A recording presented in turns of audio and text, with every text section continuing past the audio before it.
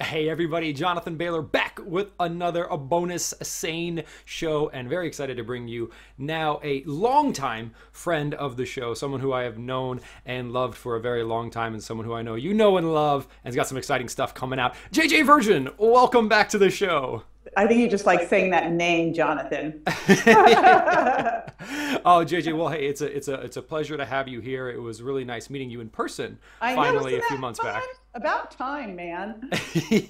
Well, JJ, the reason I wanted to bring you on the show specifically this time, because I know you've been on a couple times, was to focus on one subject that I know is near and dear to both of our hearts, and that is the subject of a whole book you're putting out, and that is sugar. Sugar. What inspired you to really take all that you've been doing on and focus it in on sugar?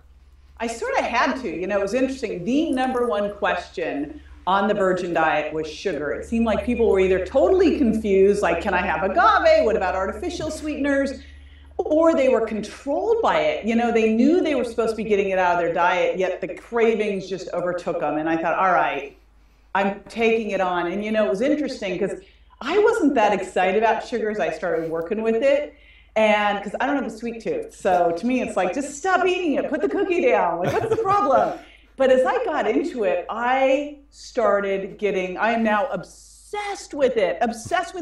And what I'm most obsessed with is the absolute BS crap out there that's being reported. You know that I just was reading something, the American Pediatric Association recommends that you know, you shouldn't have juice more than 6 ounces if you're 6 years old or less. But if you're 7 years old, limit it to 12 ounces a day. And I'm like, that is 37 grams of sugar, people, you know? Yeah. Like, are you kidding? Apple juice is worse than a Coke. You know, so, I mean, this is the kind of stuff that I've just been reading going, wow, this is our number one drug of choice worldwide. It is taking down our health, and we are using the wrong lens to look at it, and it's got to change. What do you mean by wrong lens? I could imagine it's this whole idea of, well, you can drink up to 12 ounces of it. Because we don't say you can smoke up to 3 cigarettes per day, and chances are you won't get lung cancer, because you probably won't. But like, why do we have that lens? We have that lens because we've been using this ridiculous idea of the glycemic index, and that has left us just, you know, fat, tired, and aging, because the glycemic index does 2 massive boo-boos. Number one, it doesn't look at the amount of food, so it makes you think that carrots are the same as a potato. I mean, how ridiculous is that? And number two, it makes fructose look like it's a great thing because it reads low on the glycemic index. So, you know, I kept looking at this going, why hasn't anyone addressed this? Why hasn't anyone addressed this? And finally I went, I'm just going to make up a new scale. And so what I did was I looked at glycemic load, so you have how much of something you actually ate. And I took fructose grams, because fructose, as we both know, and we will slam it in a bit, is the worst sugar of all, and fiber and phytonutrient density, and then I put them all together. And then I also took things in there like artificial sweeteners have their own special, you know, hall of shame. But, you know, that's what I did. And when you look at it that way, it honestly makes perfect sense. And you would never sit there and go, oh, okay, I can have that strawberry low-fat yogurt with the 26 grams of sugar. That's like having an ice cream cone and a half, you know, or the American Pediatric Association. I'm calling you out, American Pediatric Association. Yes, I am. For 37 grams of sugar in the 12 ounces of juice, of which if you're having apple juice, it's higher in fructose than a Coke. And that is over 2 ice cream cones worth of sugar. You just told a little kid that they were good to have. No wonder we've got kids having fatty liver. I mean, ridiculous, right? But it's inspired by fruit, so it has vitamins and minerals in it, so it's okay then, right? It must be okay. It's from fruit. You know what's sick too? You want to hear another one? I mean, you can tell I'm so flipped out. As I started looking at this, I'm like, this couldn't possibly be. I wish I had this right here. It's the Green Machine drink. The Green Machine drink.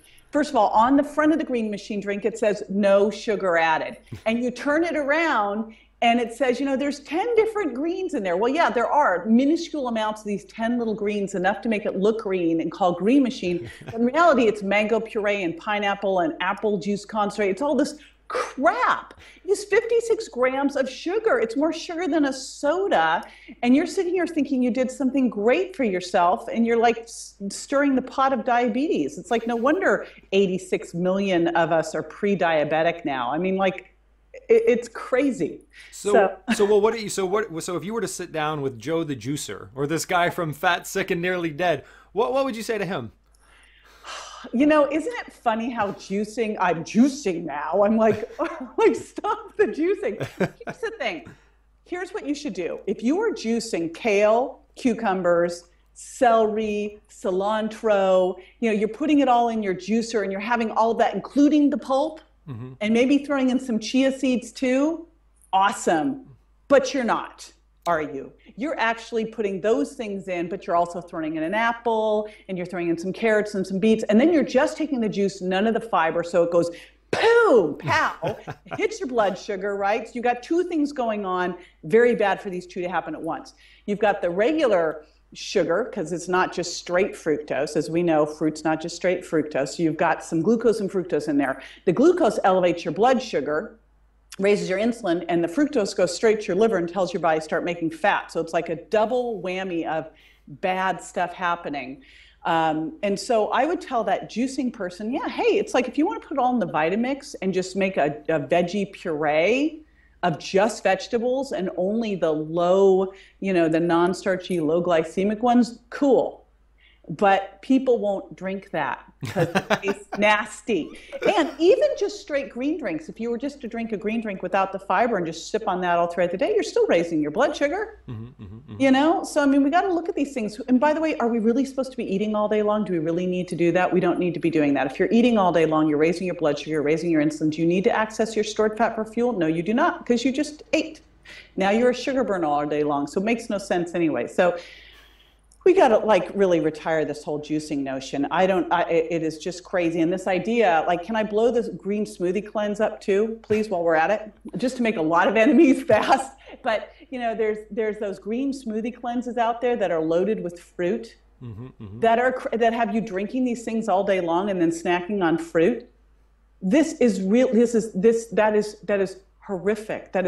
That is making us diabetic. You can't release toxins without proteins. So the idea of having no amino acids, no complete amino acid spectrum, doing all this juicing, freeing up all the toxins, and then not getting them out of your body, and wondering why you feel so hypoglycemic and crappy. Well, that's why. So, you know, I mean, we got to look at these things and wonder when someone's calling it a health food, like, what's really behind it? What's the marketing behind it? You know? And there's a big difference between eating a whole apple and drinking apple juice. And the other side of it is to have this USDA My Plate that recommends 5 servings of fruits and vegetables, as if a quarter cup of raisins is the same as kale. Because I just got a nice note from, I think it was the Ocean Spray Cranberry people, because I attacked their craisins.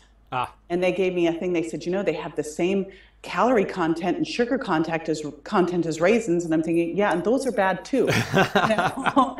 And we had to use some sugar on them because otherwise they're not very sweet. I'm like, you cannot justify this to me. What you're doing, the email you just sent out, I'm so tempted to post on my Facebook page because it's like everything I tell people not to do, you just somehow tried to say is good in this email.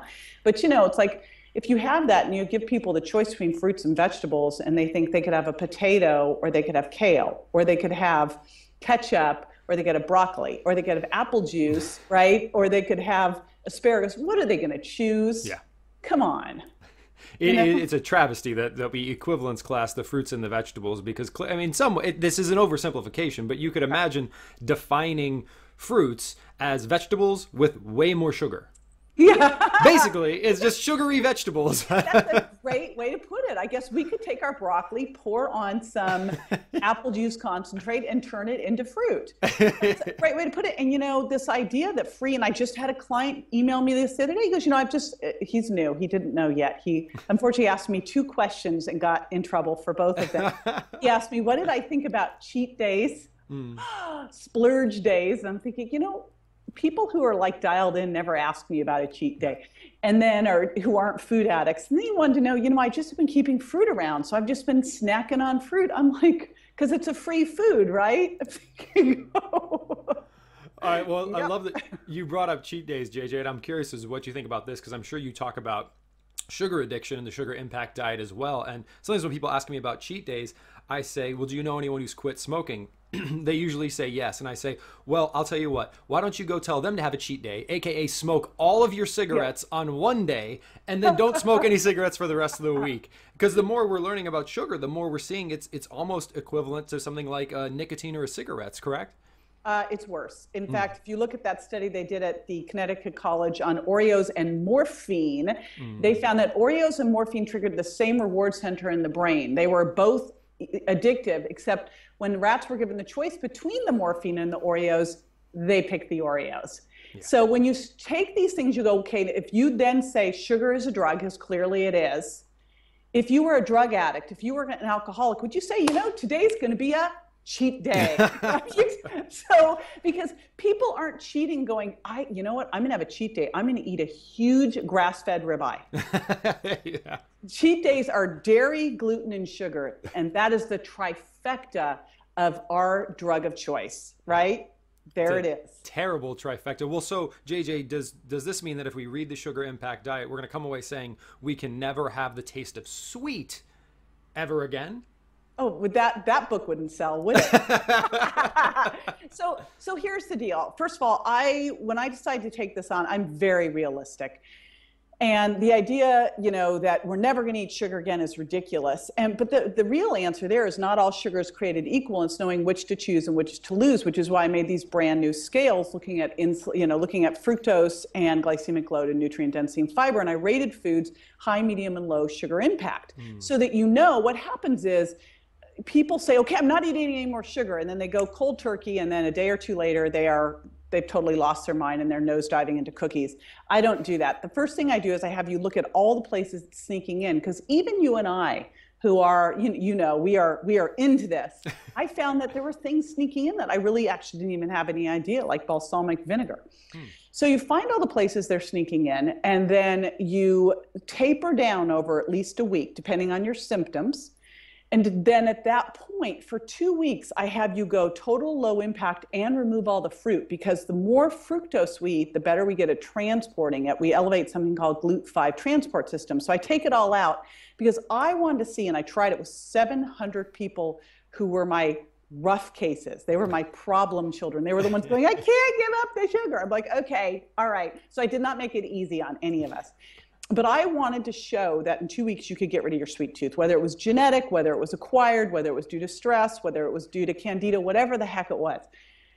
And so that happened. In 2 weeks, the average person lost 10 pounds, 2 to 4 inches off their waist, insane, and lost their sweet tooth, more importantly. And then what we did was we go back and we go, all right, let's start putting some medium sugar impact foods back into your diet, because some of them have a place, like a sweet potato. Okay.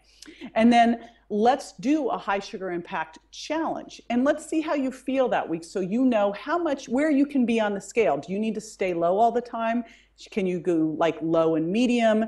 Can you have the occasional high? How do you feel? Because, when you connect the dots with people, you change the conversation. It's not, now, oh, I'm just going to have a cheat day. They go, I feel like crap when I eat that. I don't want it. My energy dumps. I get gassy and bloated. And so what I found was that people actually didn't even want it at that point. They'd broken through that addiction. They'd broken the triggers. It tasted too sweet. It tasted disgusting. And that's what I was setting out to prove, is like, you can just get rid of this so it's not an issue for you anymore. And then learn how much, what are the best choices. And so you won't dupe yourself into thinking that Jamba Juice smoothie or the skinny latte. Yes, I'm talking skinny latte and all that crap over there at Starbucks, those muffins that are like Hostess cupcakes. And that's not to say there aren't great choices at those places. There are, but you need to know so that you don't get duped by the marketing, right? And think you're doing everything right and still struggling with all these symptoms. Resetting that sensitivity, JJ, is such a compelling and empowering point, because I think the message that people like you and I are trying to communicate is not that we're anti-sweet or that you'll never taste anything sweet. Right. But if you've lived in America or any Western culture for the past 40 years, you've been subject to a food supply which has created a supra tolerance. It's like someone who could drink a 24-pack of beer and not get a buzz, and then they wonder why they have liver cancer. It's like, well, so once you do this reset, once you have an experience, I kid you not, JJ, and you may have had this experience where you eat an almond, you eat a raw almond, and you can taste sweet in a raw almond. That when you get that level of sensitivity, you still get sweets, but you don't need a dose that will kill you to have that enjoyment, right? Right, because right now we're eating foods that's so overly sweet. As we know, the reason that the food companies like fructose is it's sweeter. We're putting artificial sweeteners, which is a whole nother issue, into things. So we're making things so uber sweet that we've just desensitized our sweet tooth, and the more sweet taste, and the more sweet you eat, the more sweet you want. And honestly, you get to the point where a sweet potato is like so sweet, cinnamon sweet, vanilla sweet, and that's really normal, right? And that when you get that sensitivity back to sweet, it also makes some other aspects of a healthy lifestyle good. For example, if you are conditioned to super sweet and you try kale, you'll think it's bitter and disgusting. Right. Versus if you have a more sensitive palate, let's call it, if you have that appreciation for sweet, you try things like super dark chocolate. You try things like green leafy vegetables, and they taste significantly different because you're actually able to taste the little bit of sweetness that are in those foods. Does that make sense? Absolutely. It's like retraining people to really appreciate savory and spicy and sour. In fact, sour is one of the best ways to get your sweet tooth under control because it actually crashes your sweet tooth. That's what Donna Gates taught me, that one. It's a really good way to start doing this. It's just even some lemon water. And of course, as we know, a bunch of lemon juice and water can help control blood sugar when you're eating too. So double win. And mix a little green tea in there, and then you have like a super trifecta of health goodness. Well, JJ, I know you are absolutely slammed, so I know we got to cut it short a little bit on time today. But can you tell us a little bit about, obviously we've covered a little bit about the Sugar Impact Diet book so far. Where can we get it? What are some of the key reasons we're going to enjoy it? And where can we go to learn more? Thank you. Well, I think the biggest thing about it is it's going to show you a brand new framework for looking at sugar that makes so much sense. I don't know how it hasn't been out there before by looking at fructose, grams, and which was hard to do, by the way, and glycemic load, and nutrient density, and fiber. So it's really going to give you this idea of, hey, where should I focus eating the most from? Because as we know, we don't focus on calories, we focus on where those calories come from. And I divided that into 7 different categories. And then what should you be careful with? You know, what are the yellows and what are the real, caution, no foods. And then also looking at a framework that can help you taper down and get off of sugar so it really isn't an issue for you anymore. So you'll be able to be transformed to connect the dots between what you're eating and how you feel and what you weigh. So November 4th, it's out. You can pre-order it and order it right now on Barnes & Noble for 50% off, but November 4th it's out. I'm not sure when this is out, but that's when it comes out. I wanted it to come out right after Halloween when everybody's just like, enough, and have some really good strategies going into the holidays so that the holidays don't take you down again. And then, of course, you can get info at sugarimpactdiet.com. I love it. Well, I love that it's always good to have a macro take on things, but there are these things like sugar, which sometimes we just need a dedicated, isolated focus on them to really kick that. So I think this will be a great resource for folks who need that focused effort to once and for all. And again, it's not to get rid of sweets, it's to take that control back and to ensure that your enjoyment of sweets doesn't kill you or compromise your life in other ways, right? Exactly. Well, I mean, here's the thing. Even if you think you're doing everything right now, if you don't have the energy, you've got gas and bloating, you're not losing weight, your waistline's not going down, maybe your focus isn't there, your mood.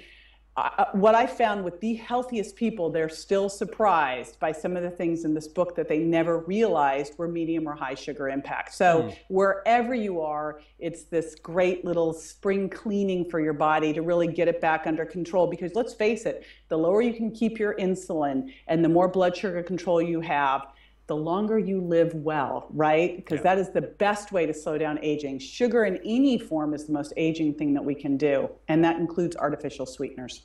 Brilliant. Well, JJ, we didn't even have time to talk about artificial sweeteners, but I'm sure you do much justice to them in the book. And that, again, the book's title, folks, is The Sugar Impact Diet. Of course, the author is the always insightful and beautiful and lovely JJ Virgin. Thank you so much for joining us again today, JJ. Thank you. Good seeing you. Well, viewers and listeners, I hope you enjoyed this chat as much as I did. Again, JJ's new book, The Sugar Impact Diet. Check it out. And remember, stay sane. Chat with you soon.